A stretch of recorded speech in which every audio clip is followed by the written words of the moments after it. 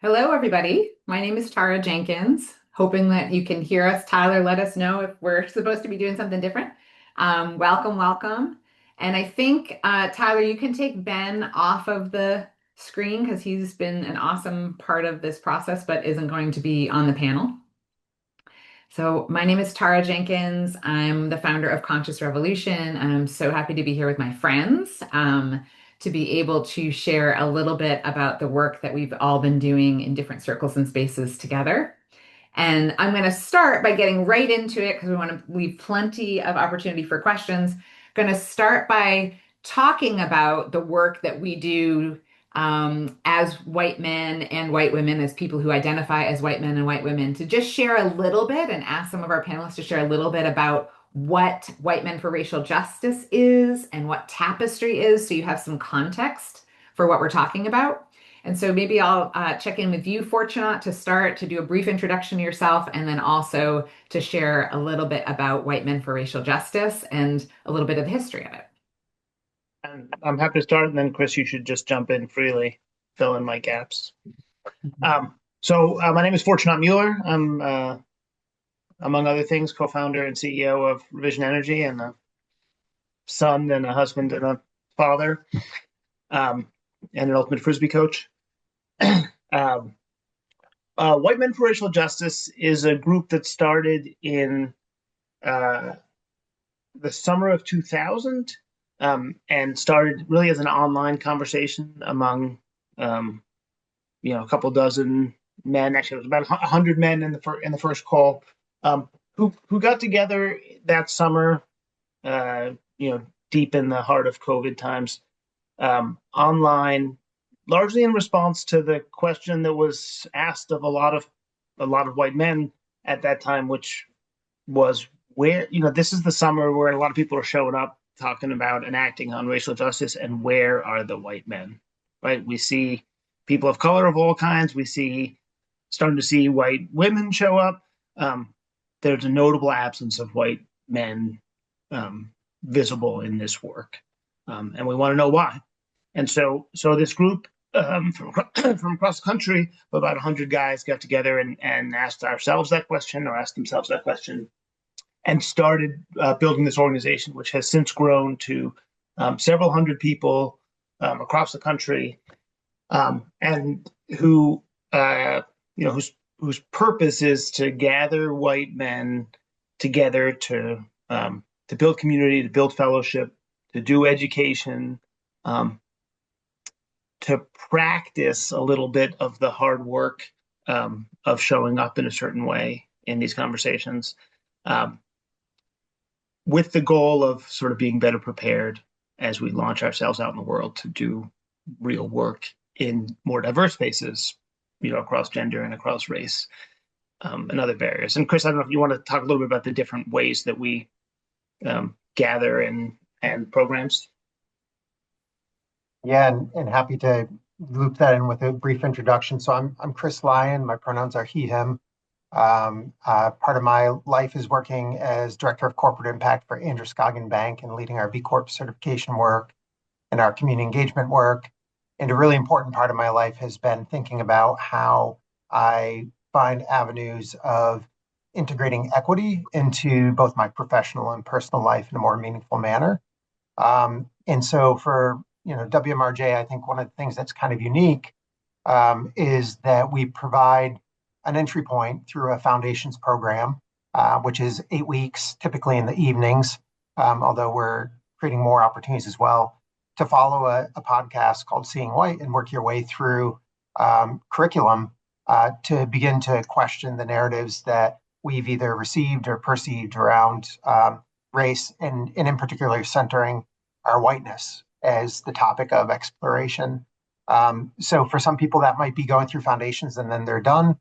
For some, they come back on following Tuesday nights, because we have a Tuesday evening Zoom call that's national and international, where people are able to join and continue to learn more about maleness, more about the intersections that come with class and race, and then from there it's just grown kind of organically over time to include smaller communities of practice that focus on wealth and money and really dig in to understand how those are related to power and systems of oppression.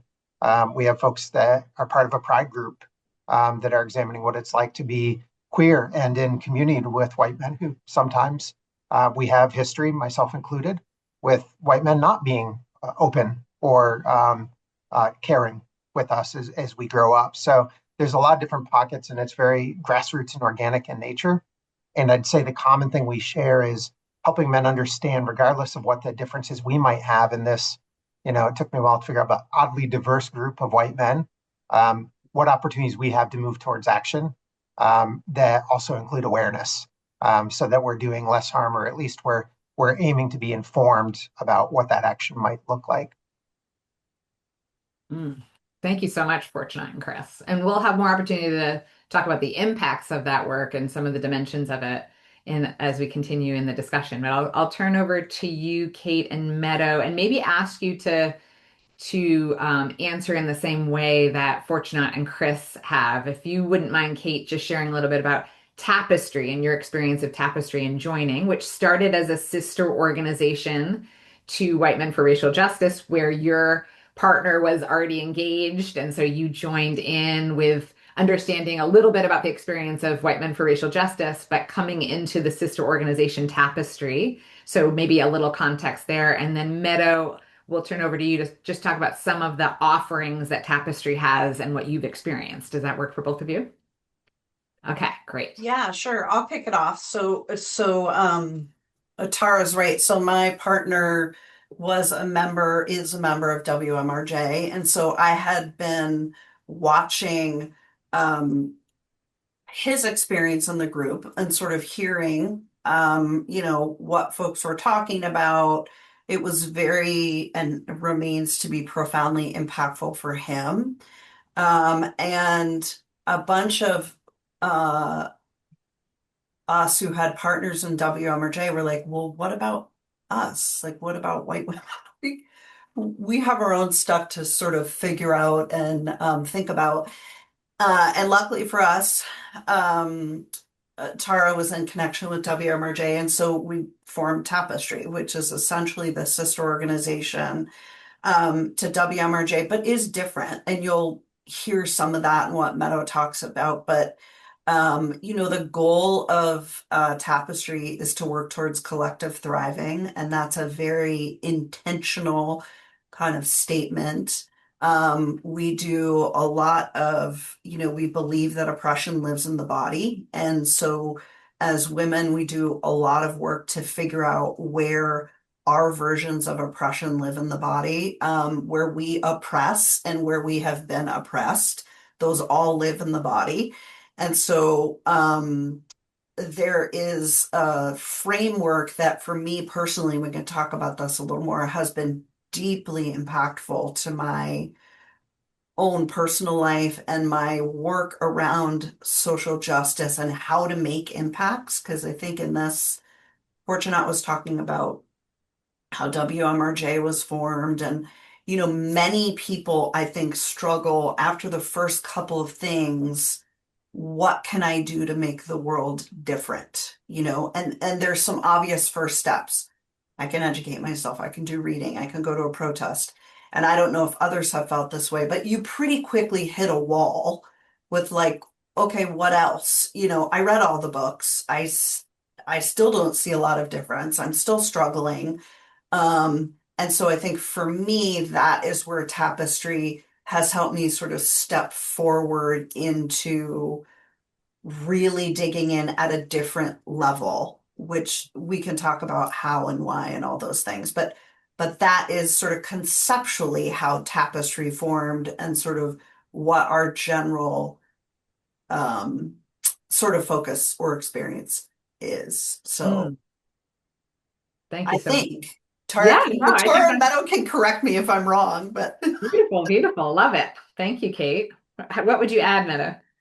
Yeah, happy to be here with all of you. Yeah, my name is Meadow. I use she, her pronouns, and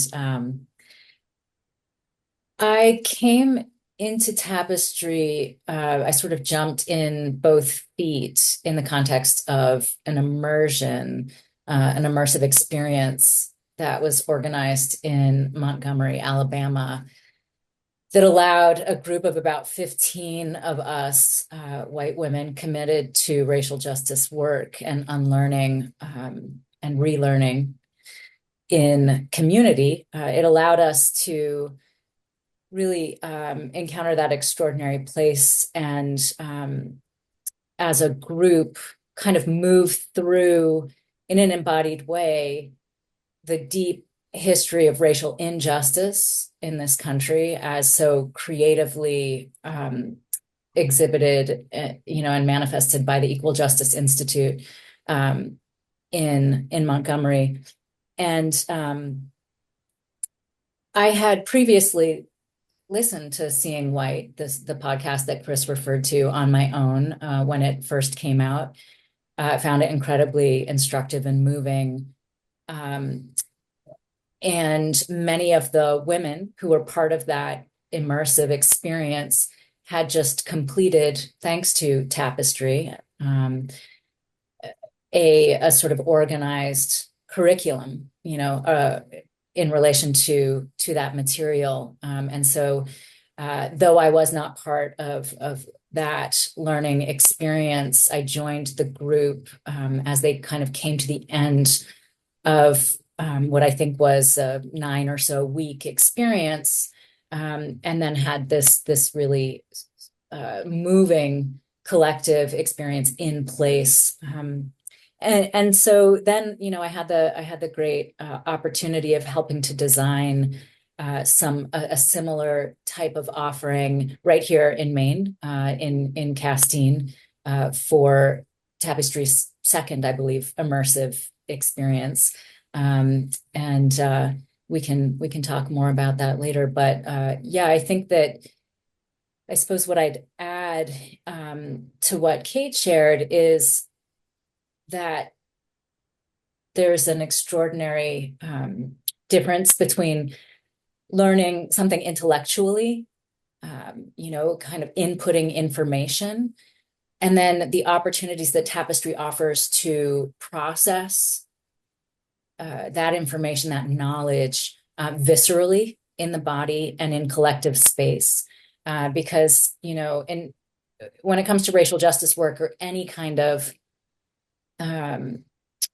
introspective kind of, learning, we can't just sit in front of a mirror and hope that a solitary experience is actually gonna address the issue. We are best and most faithfully reflected when we see ourselves in the eyes of others. And beautifully, what Tapestry offers is a community that's deeply loving and committed to holding one another wherever we happen to be on sort of the spectrum of learning, on our own individual journeys, just holding one another in love as we kind of go through that excruciating and very joyful experience together. Back to you, Tara. Thank you so much, all of you, for those beautiful openings and lots of links to other things that we're going to talk about in our time together. I'll encourage the amazing people who've joined us, who I think is about 19 people, and I wish we could see you. But you're really welcome to ask questions at any time, and we'll be seeing those come in through the chat, and yeah, I will place them as the moderator, like in between as we're talking. So make sure to, we'd love this to be as much of a conversation and dialogue as this format permits it to be, which is of course limited, but please send in questions and thoughts so that we can try to incorporate them and address them as we're going along. So some of this you all alluded to or spoke directly to in your openings, and thank you again for all of that. I'm going to turn back to you, Chris, and ask, why did you consider joining White Men for Racial Justice, and why a particular space for white men? What was compelling you about that, and what maybe were you wondering about, and how has that those questions that you might have initially had, how have they been potentially answered, or how do they still remain? Because it could be all of those things. Yeah, I think one thing that's really interesting about how I entered into relationship with this community was I was asked by someone that I care very much about and I look up to, and I was asked to join by somebody who had had multiple conversations around inequity, right? Because we point to the thing that feels wrong often when we're having smaller conversations. And so, to be honest, when I started, it was a little bit of a, geez, I don't know, 8 weeks of this. It's summer, like, I want to be outside. And, the relationship, and I think that's an important part, the relational aspect, brought me in. And as soon as I began, I think then it's actually why I understood why I was there, which was I'd kind of progressed in my career. I had been in spaces where I was celebrated, and I realized pretty quickly how little I actually understood my own relationship to race and inequity in our society. And so for me, that was a pretty quick hook where I was like, oh wow, I have some work to do.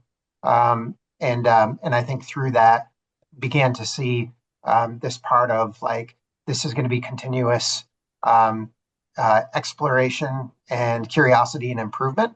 And for me, that's been something that I've always enjoyed. It's exhilarating.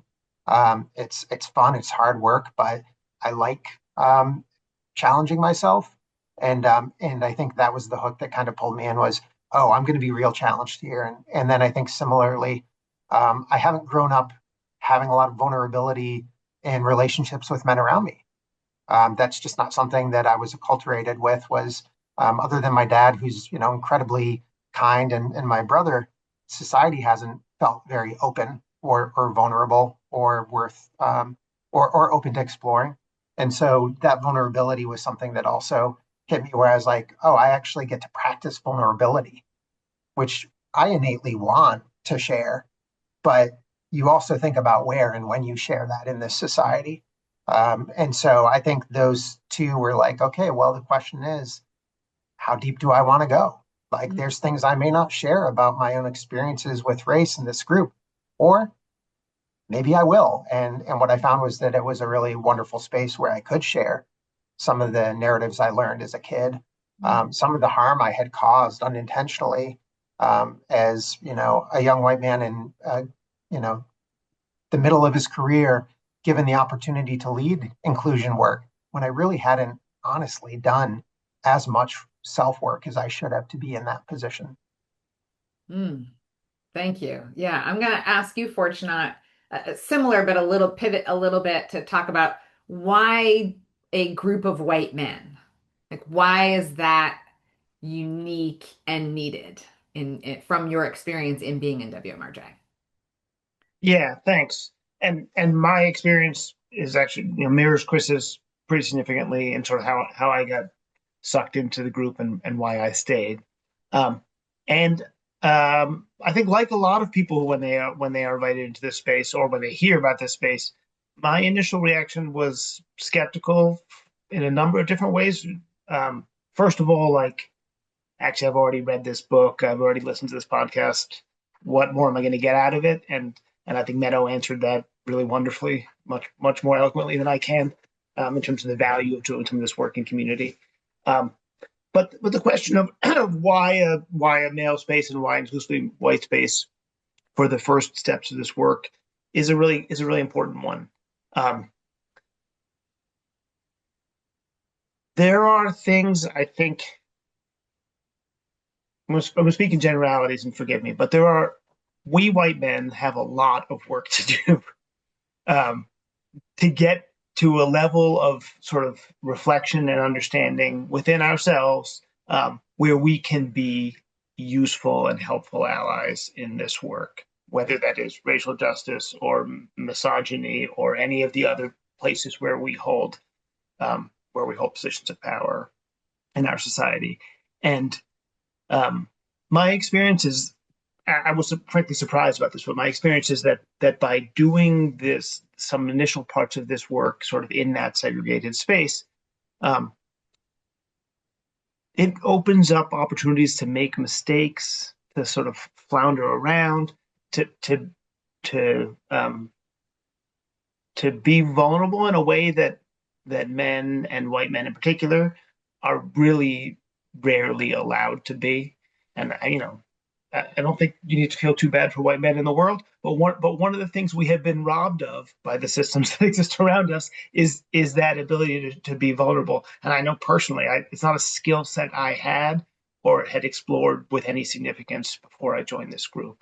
When I joined this group, I found a community of people who are um, incredibly bright, incredibly passionate, incredibly loving and thoughtful, but also willing to really be vulnerable and explore what they know, what they don't know, and what it means about how they feel about themselves and their own identities.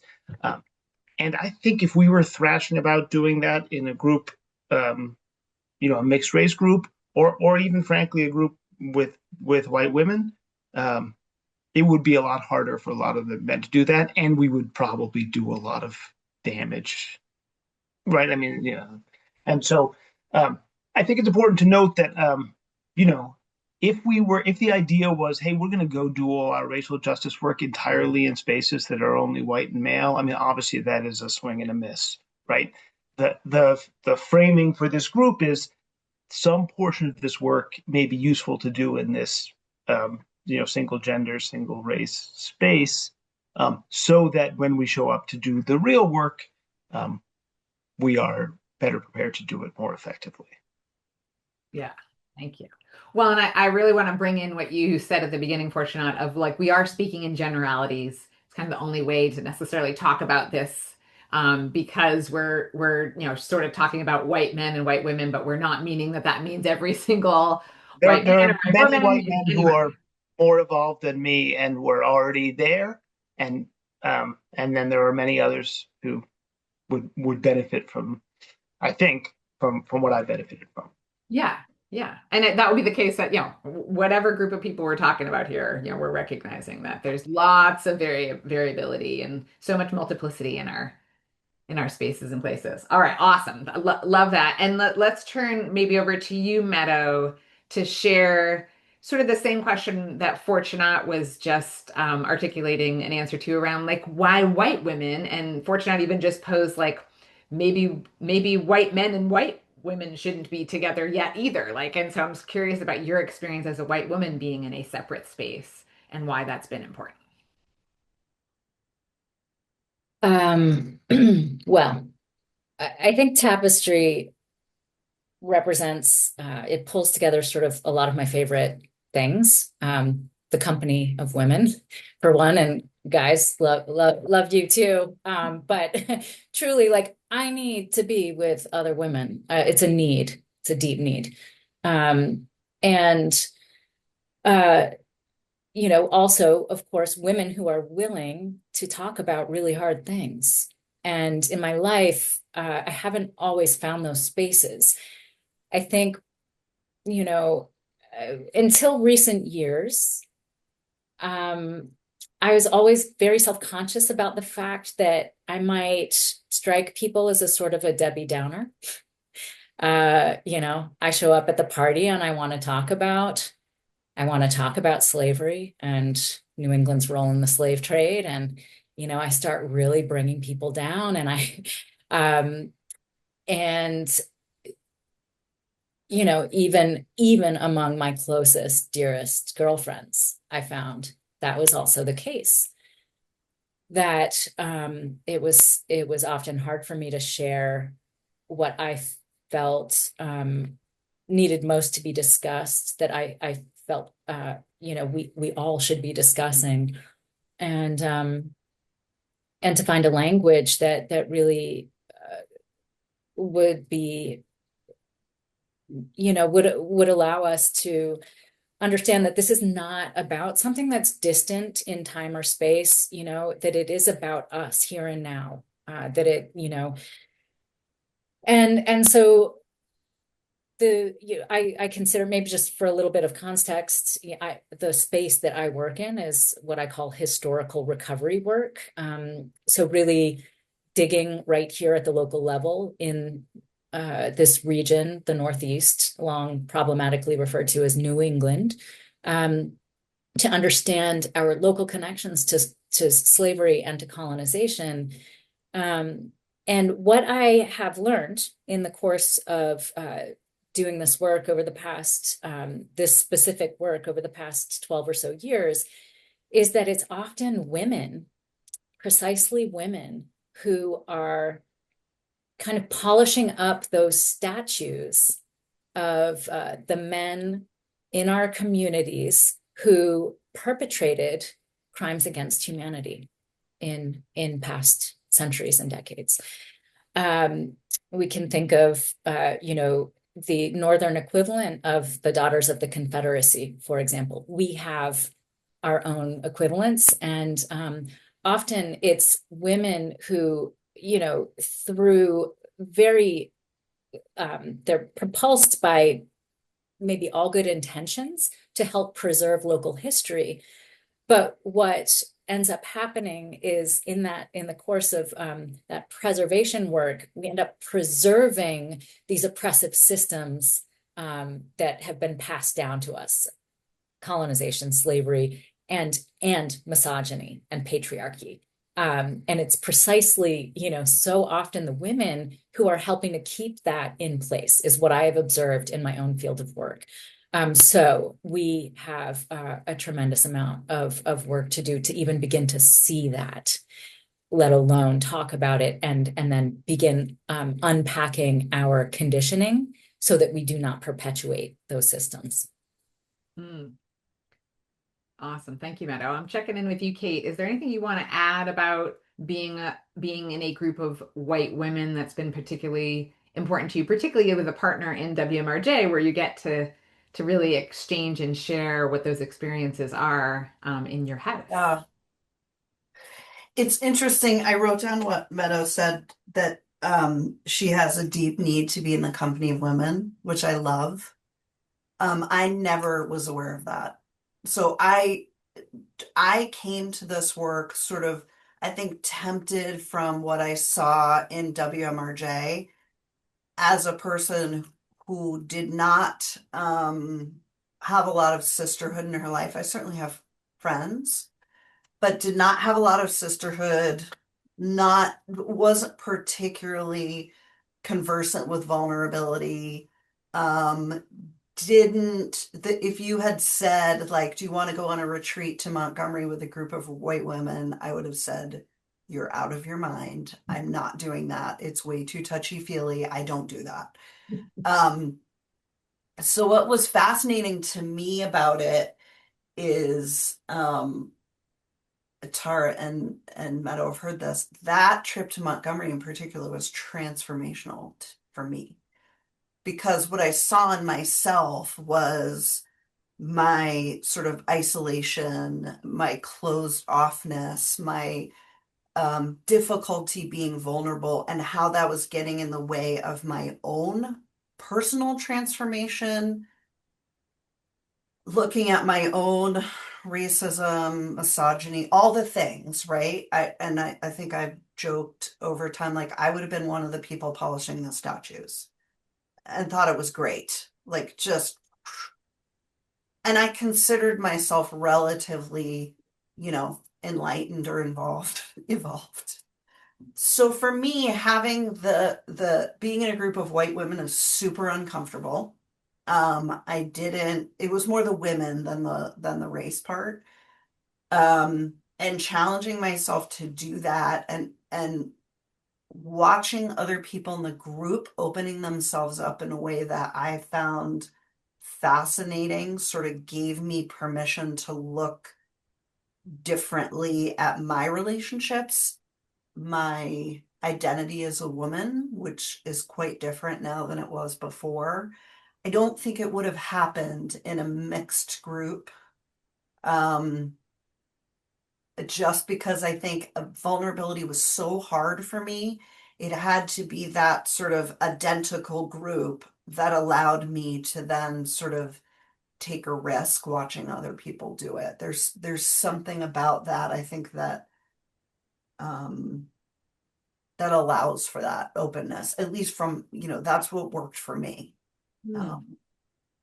Thank you, Kate. And I think, you're describing what a lot of women in tapestry often describe. That is sometimes surprising for other people that aren't white women, that don't know how the typical white women group, again, speaking in generalities, operates, which is that we might be getting together, but we are not feeling comfortable to demonstrate vulnerability, that we are feeling isolated and alone, that we're often conditioned to compete with one another rather than be Correct. in deep community with one another in a way that you may not know even exists because you've never experienced it or seen it. So I think I hear, we are, sister and brother organizations, that is the common experience of really being able to understand more deeply what it is to be in community with one another, what that means to each of us, having each other's backs in a different way. I often think about it as like in my old work where we would be doing like DEI work, very similar to what Chris was describing, that I shouldn't have been doing that either, but was.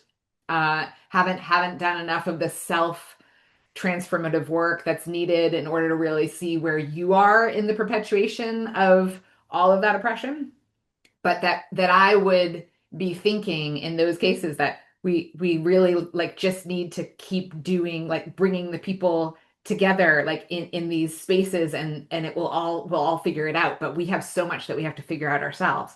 And as we know, I think you were all saying, um, the harm gets perpetuated when we haven't done our own work individually and collectively.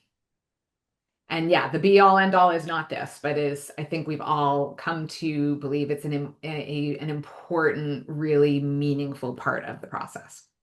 So amazing. I also want to just share for those out in the group that we also at White Men for Racial Justice and Tapestry share the same equity advisors. And I want to sort of bring at least their names into the room, Dr. Zoe Spencer and Taylor Paul, who we call P. They are incredible humans and resources and have been incredibly important to the transformative ways that we all have learned to move with one another. So just want to bring them into the room. And I'm going to go to you, Meadow, just for a moment to talk a little bit about why is it really, why should we be thinking about, or why should we be thinking about like how these groups come together? One of the things that you mentioned is that you do work in this space often. You are doing work at Atlantic Black Box and thinking about historical recovery and wanting to be in spaces where you're talking about slavery. You're probably not the average white woman that is in that situation. And Kate, you mentioned doing lots of work in the past yourself and reading all the books and trying some of the stuff and going to the protests. So you both are coming in with some level of experience, and I know that, Fortunate and Chris, that might be the case for you too.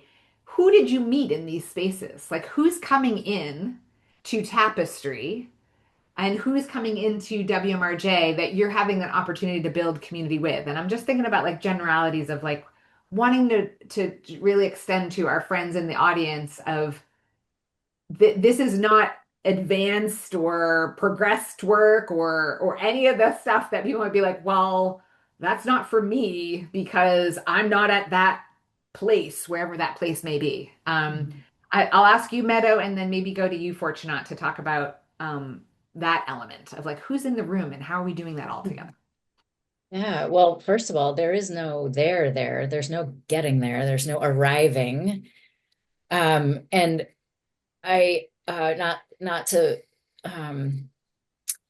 really protest the notion of evolution or someone who is evolved, but I want to push back on that a little bit. I want to complicate that notion that there even is sort of like a linear approach to racial justice work, because I'm with James Baldwin, who insists begin again. We have to begin again. We have to always begin again.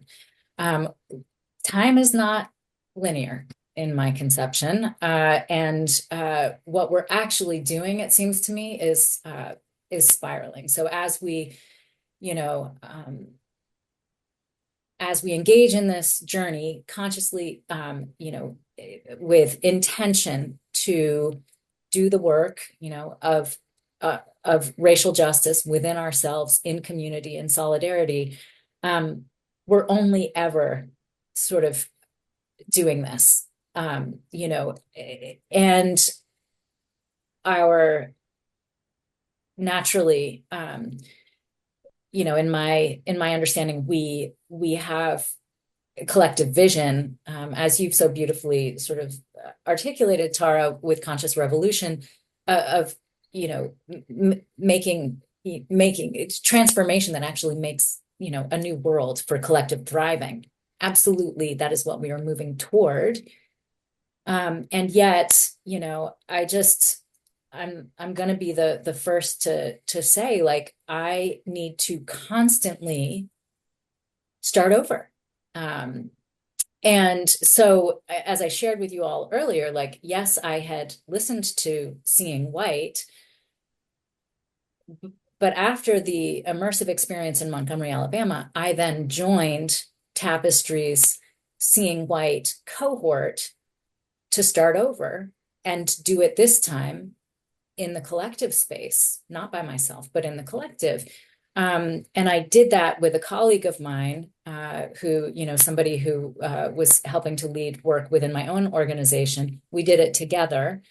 And, that was a really important experience. And I came away very clear that I would like everyone that I'm working with, in my own organization, or that's really committed to historical recovery work, to have that experience, right? So just another note to say that what I found when I went to Montgomery for the immersive was a beautifully, like, multi-generational space.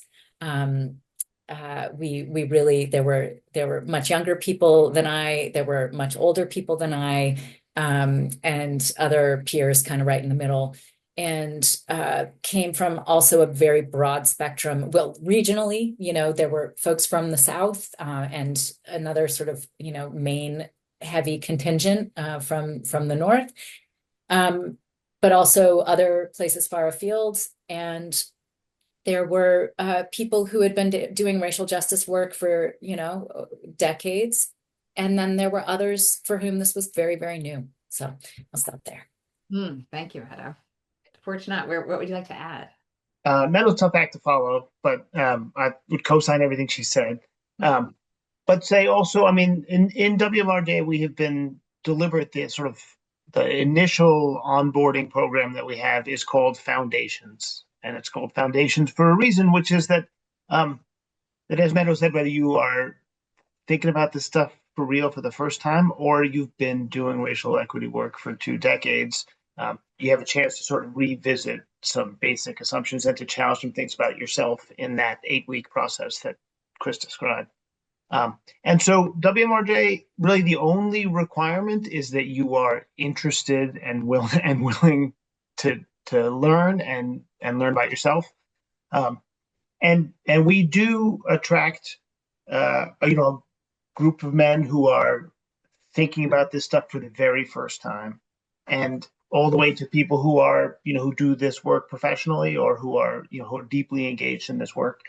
And the mix of those different people and experiences in the room is incredibly valuable, not because the veterans are teaching the new folks, but because we are all learning together all the time. And so, like Tapestry, WMRJ has sort of this onboarding program that everybody does, regardless of where you think you've started. You do this Foundations program, and then you join the broader community, and we have these other programming like the immersives and the local circles and other things that Chris described.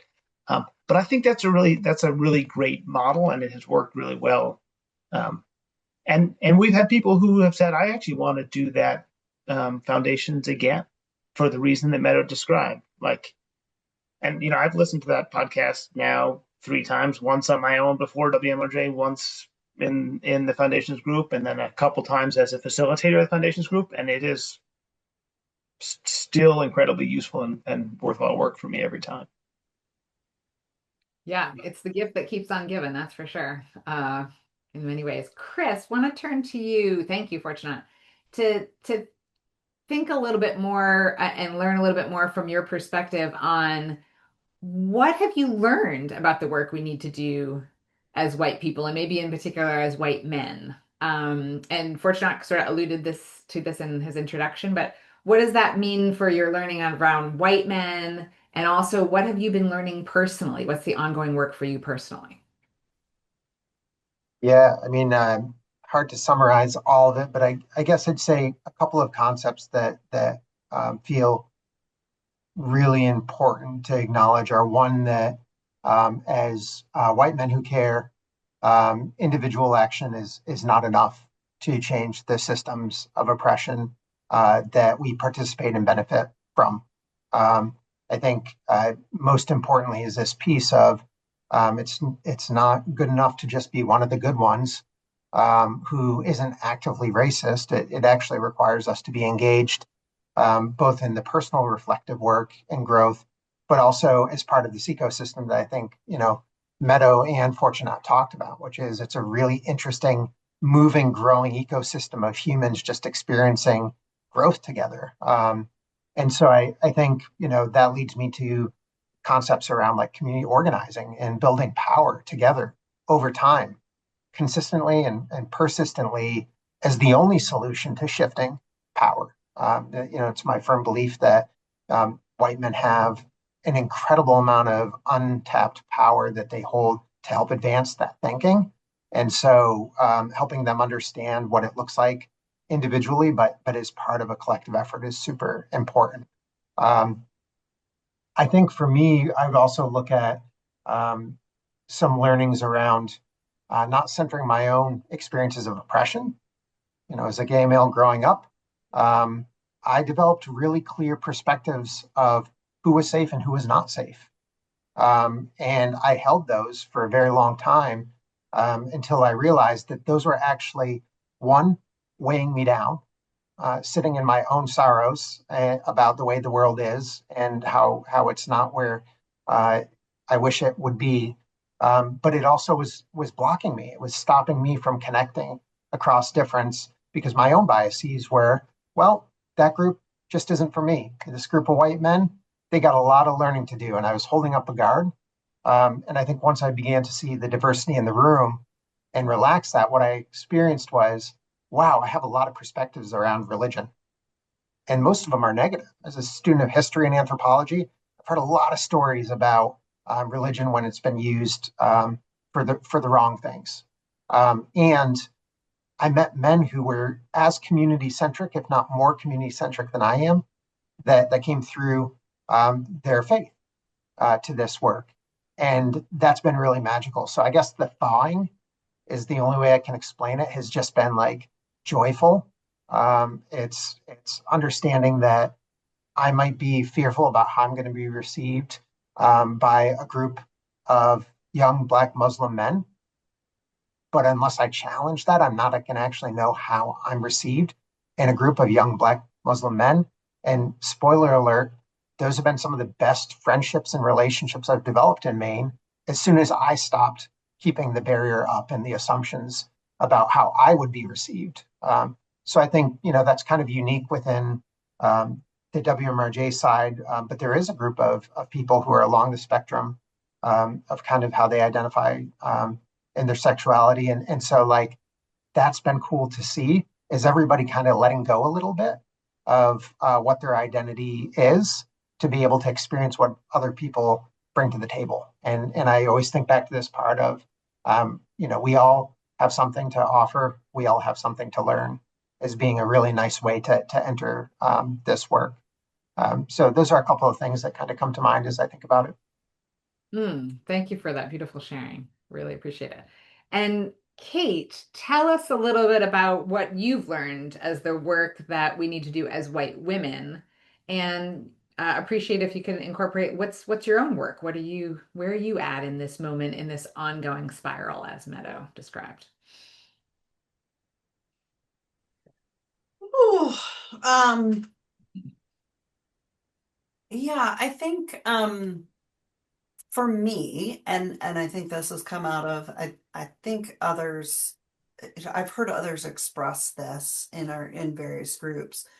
In Tapestry, we also dig into the complication as women, that we are oppressed and have been oppressors, and as white women are not particularly educated. I will speak for myself about the role we have in oppression, right? There is a lot of, I grew up with a lot of identity around feminism and misogyny and sort of equal pay, and um, had an identity as sort of a woman lifting up other women that was completely blind to the fact that that movement was completely white centric, right? Actively excluded women of color, prioritized issues that were really white issues and not sort of the broader feminist issues. For me, that's been um, not profoundly eye-opening, right? To try to understand my identity, both as yes, and I work in a very I didn't say this before, but sort of in a very corporate environment, very traditionally corporate environment. And so I can identify very quickly with misogyny and, women, how they're perceived in a corporate environment as compared to men. But I didn't have the complexity. So for me, learning about the complexity and being able to understand and own sort of white women's history and then my own personal history and reflecting on, oh yeah, I went to marches in the 90s. I had I paid no attention to the women of color. I had absolutely no awareness, right? That the things I was fighting for, how they either fit or didn't fit with women of color, and in many ways didn't fit, right? Um, and I think one of the things, and so for me, it's just integrating all of that understanding, not not in a way that is shameful or sort of negative. It is really more about becoming a more whole person. And to me, this all connects with vulnerability, right? And connection and sisterhood. That if you can really understand that and be okay acknowledging, oh, I didn't have a clue. Um, and other women are there and sharing that experience with you. To me, that's where the transformation comes. And the transformation individually, I think, is where things really start to change. That doesn't mean we don't have a lot of other collective ways that we need to work on things. But until I sort of manage that in here, it is just going to keep sort of hopping along down my family. And I think about Tara and Meadow. I can't remember if you were in this, but when we were at the Equal Justice Initiative, the lynching memorial, if any of you have been there, that it's extraordinarily powerful. And it has a lot of different things. But when you turn one corner, it has coffins that go from sort of laying down to hanging. And if you go along the left side of the wall as you're kind of going down the slope, you start to recognize the names, but then you also see what they were accused of doing to be lynched. And I would say 85% of the reasons people were lynched is because white women accused Black men of something, staring at them, touching them, raping them. What I was so, and I think that's where Tapestry for me has been so helpful to me. It's not the intellectualization of why people were lynched, because I could explain that to you from an intellectual perspective, but walking down that ramp and reading it over and over and over and over again and being able to really feel this is part of the history of white women, right? They killed Black men with their behavior. And sort of sitting at the end of that ramp and just letting that understanding with other women around you, we weren't saying anything, but just letting it sort of sift through our bodies and understanding it was one of the most profound experiences of my life. Um, and that's only one sort of small example, but that's the kind of work I think individually for me, I'm trying to put myself in that situation where I can have that happen more often, because that body experience for me helps it land in a way. I tend to be an intellectualizer, if that's not a word, but I tend to intellectualize everything. So I can read things, I can listen to podcasts, I can recite everything back to you. That only got me so far, and I needed the space and the experience to have this other transformation, and so that's part of what keeps me there. So I don't know if that answered Hmm. your direct question, but It absolutely did. Thank you for okay. beautifully bringing us into that story of your experience. It was very powerful. I want to offer just opportunity for Fortunat and Meadow to share any personal work that you're, engaging with at the moment, or any other reasons why you'd like to share. Yeah, this is really important for white men or white women for any other reasons than Kate and Chris have shared, just to make sure you have an opportunity to get your voice into this really important part of the conversation. Fortunate, would you like to go first?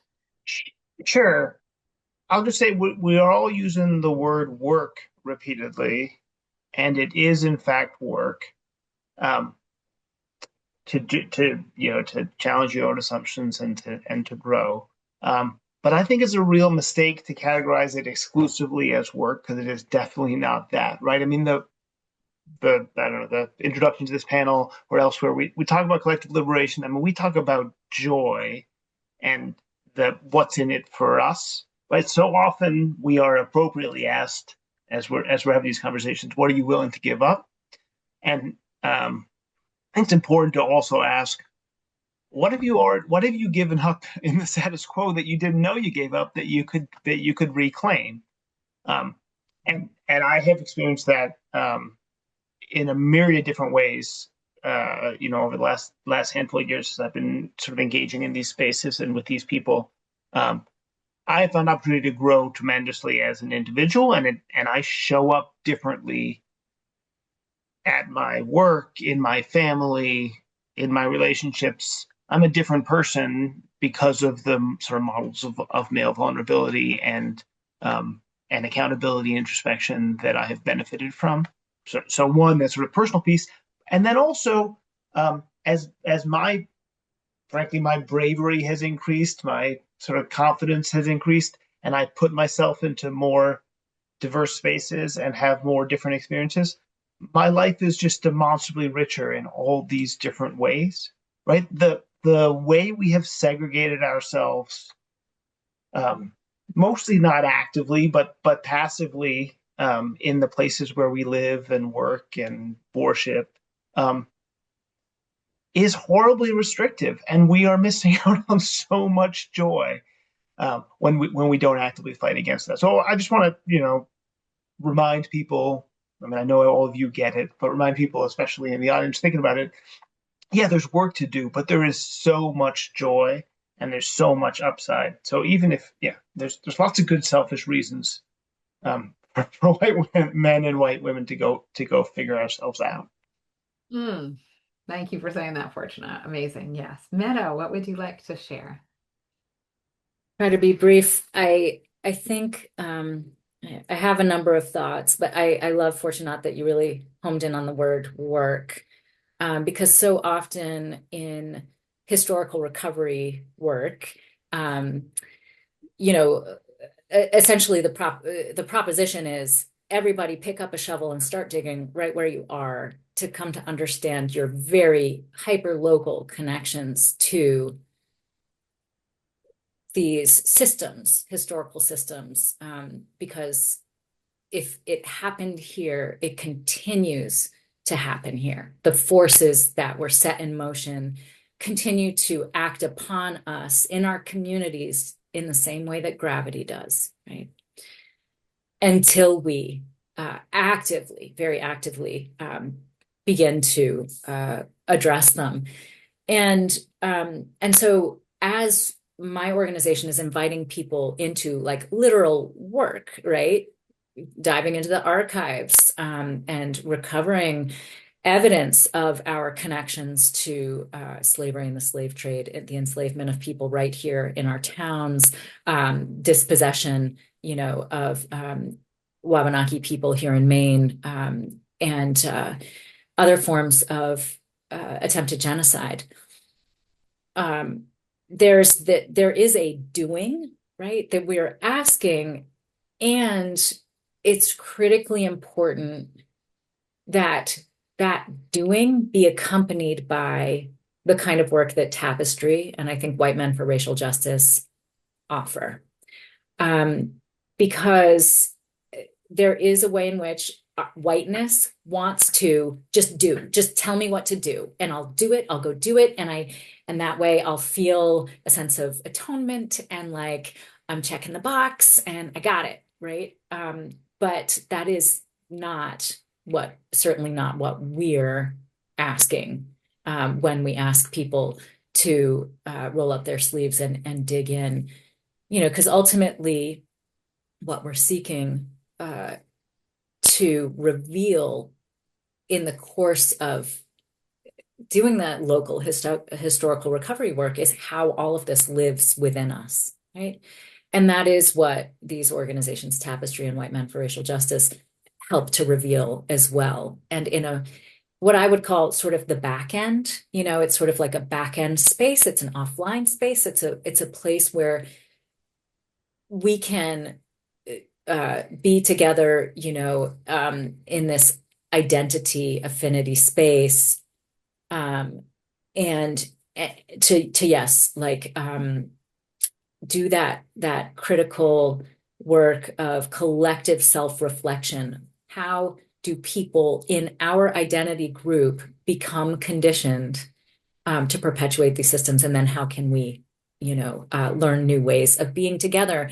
And to that point, I just want to add that, like, I have so often encountered white women, my dear sisters, and I will count myself among them, kind of like wanting to be the most woke. It sort of like becomes a woke Olympics of like, it's that spirit of competitiveness that comes down to us through racial capitalism and, rabid individualism as expressed in this country. That expresses itself in racial justice spaces to our detriment. So that white women who say, okay, I'm here for it, I'm going to do the work, often we can do it in a competitive fashion and throw one another under the bus. And that is like heartbreakingly real and painful. And any one of us is subject to it, can be a perpetrator or a victim of it at any moment. And I feel like we need to learn as white women how to build solidarity amongst ourselves before we can effectively be in solidarity across difference, right? Doesn't mean that we can't be working, toward those goals at the same time. I do believe we can. It's not like we need to not do historical recovery work, and share space with Black and Indigenous, community members until we've got it right. No, because like I said, we're never gonna, there is no there, right? We're always going to be unlearning. But we critically need to have these things complementing one another. I hope I didn't take too much time. No, beautiful. Thank you, Meadow. Very lovely. Yes. Your fellow panelists are encouraging that on. And I'm just going to reach out into the audience, into our participants, and welcome questions coming in. I'm going to ask one final question of the panelists and hoping that some additional questions might come in from all of you, because we're really happy to answer any questions that are emerging. And so post those in the chat and we'll get them in and I will weave them in to this part of the discussion. But a final sort of question round, and I'll ask each of our panelists to answer this question. And you have woven in a lot of this in your answers already, but want to have us really cap this off by talking about how you've really changed as a result of being a member of White Men for Racial Justice, that community, or how you've noticed transformation in yourself or in the way you move in the world as a result of being a member of Tapestry. So I'll ask you, Chris, to maybe start off with how you would articulate that, knowing that's a big question and a hard thing to answer, but that like in this moment, like what's coming to mind for you about how you've changed or what's happened for you as a result of this work and joy. I think Fortunat mentioned this a little bit. There's a lot more joy in my life. And I think I can honestly trace that back to I'm more in alignment with my true self. My work flows out of an understanding of the opportunities that I have to create space for others that is generative, is human, and being able to step into those spaces with less nerves is certainly part of it. I feel so much more comfortable walking into any group of people than I used to, because I feel like I've built evidence that who I am and how I relate is actually valuable. And so, I'm always learning. There's still times where I stumble, but I've just found an incredible amount of joy in being in the company of people who are also experiencing um, diversity, real and perceived, because it's the whole thing of like, you know, um, so many people didn't used to understand gay marriage until they had a gay uncle. Something about proximity works, and so I'd say, for me, it's been kind of like um, proximity is super important. If you're not around difference, real and perceived, then you're not going to challenge yourself. Um, Presence is super important. Being able to just be yourself and relax a little bit, and let the fear out of your approach and your connections, and like practice, like going back over and over and over again, showing up, showing up, showing up. That's been my playbook, and it doesn't feel like a playbook anymore. It feels like who I am, and I've developed some really awesome friendships out of it that just make me smile and make me feel warm and held and appreciated for who I am. Mm, thank you, Chris, so much. What would you say, Kate? What would you like to contribute? Oh, for me, I would say feeling like I am much less spiritually lonely. I wasn't even really aware of that, but I think that the connections I have with Tapestry women are so nourishing to me that it just feels I literally, when I'm done with the trip or when I hang up with a call on a call, even though it's been super challenging, right? Like what, I'm in my own head, like, oh my gosh, I participated in that. The end result for me feels so nourishing and connecting, that I walk out of the space, just to Chris's point, like feeling lighter, right? Like, oh, that's what it feels like. I keep going back to this concept that Meadow mentioned of sisterhood. I've always had very good friends. It's not that. There's a different connection, that feels like a real sisterhood that happens that is so nurturing and joyful. Um, that has been really fabulous for me and very unexpected. And the other thing I would say is that for me, Meadow and Tara know this, but my reaction to sort of injustice is rage and fury. And I very easily get very mad about, I mean, virtually everything now. What I've what I have come to understand about myself, which seems basic and like I should know this at 57, but I just figured it out, is that rage is the surface emotion, right? And underneath that are the, is the hurt and the fear and the all the other things. And so it comes up all the time for me now. And I kind of think about, oh, I'm so mad that, name the million things you can be mad about, that I've now gotten to the point where I'm sort of being like, huh, well, are you really mad? Or are you scared? Or are you hurt? Or are you, and having just that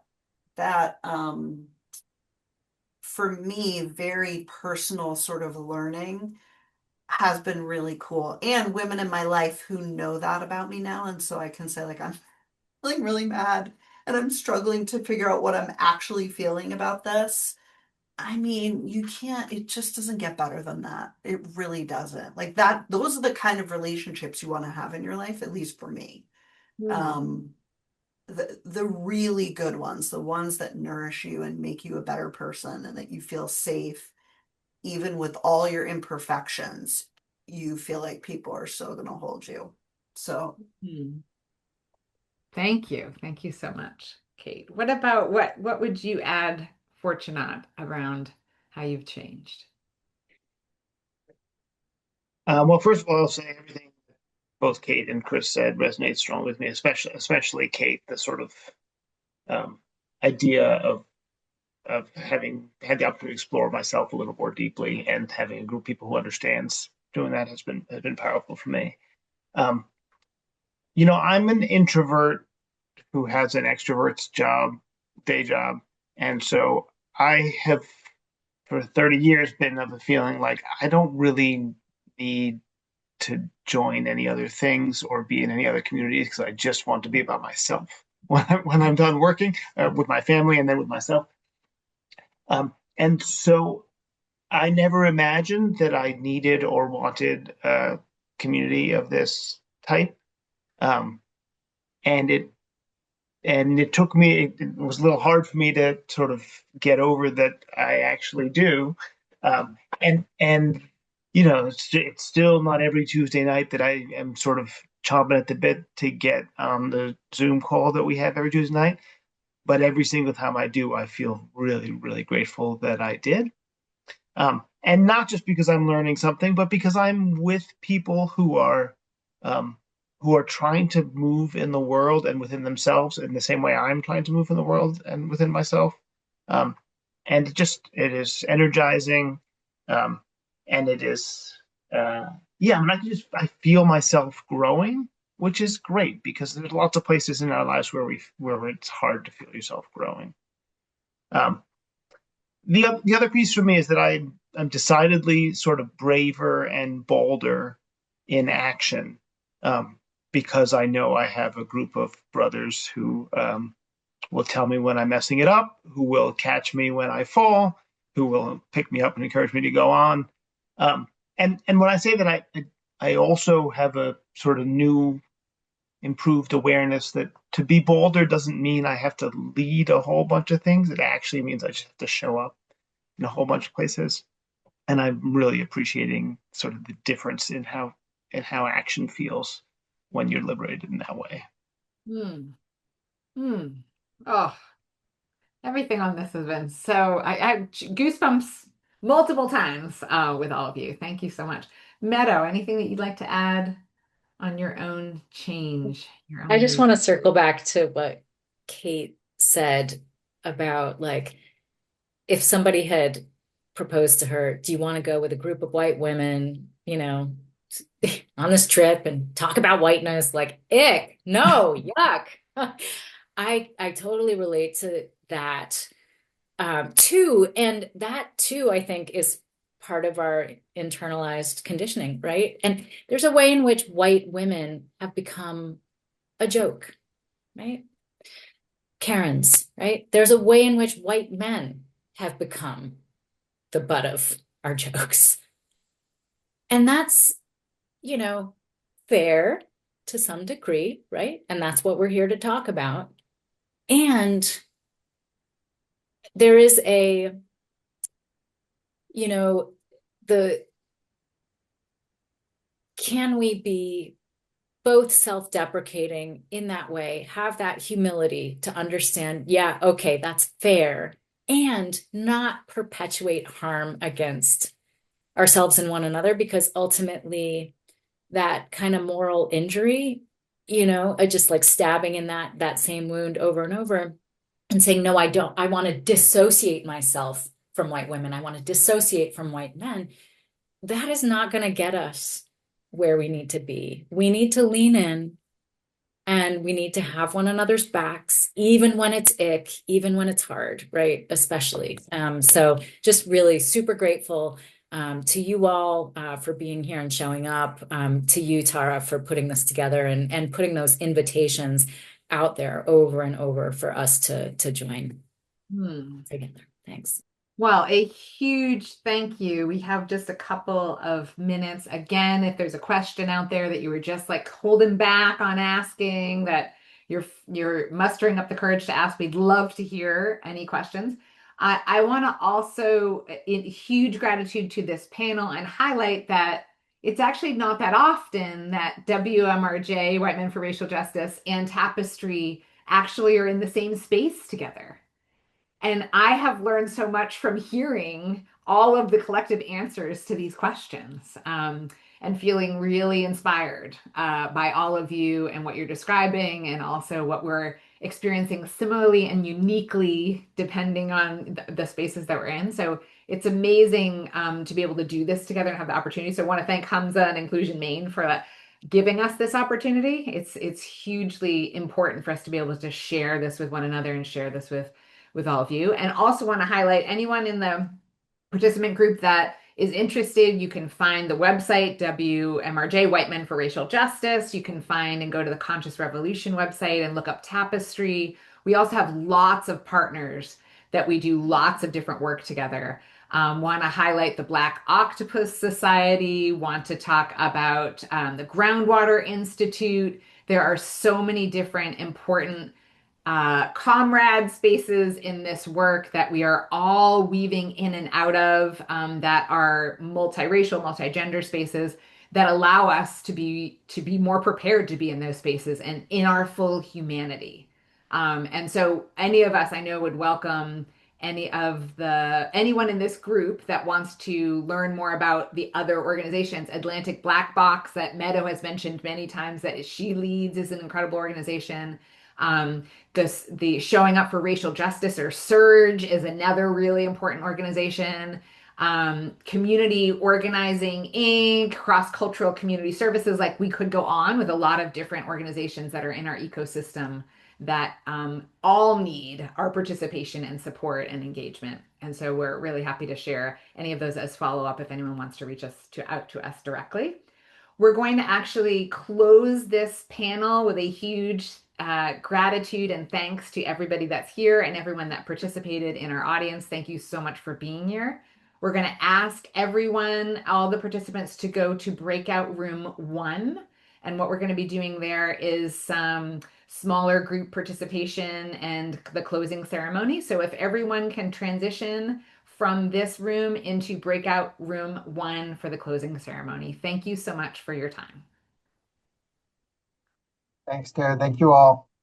Hi, thank you so much. I don't actually know how to transition to another room, but I'm sure we'll figure it out. I think you have to go back in through your registration link, Fortunate. Oh, Out of this thing and into the other thing. Yeah. Bye, everybody. Thank you so much. That was awesome. hey, y'all. Hey, Todd. Nice job. Thanks.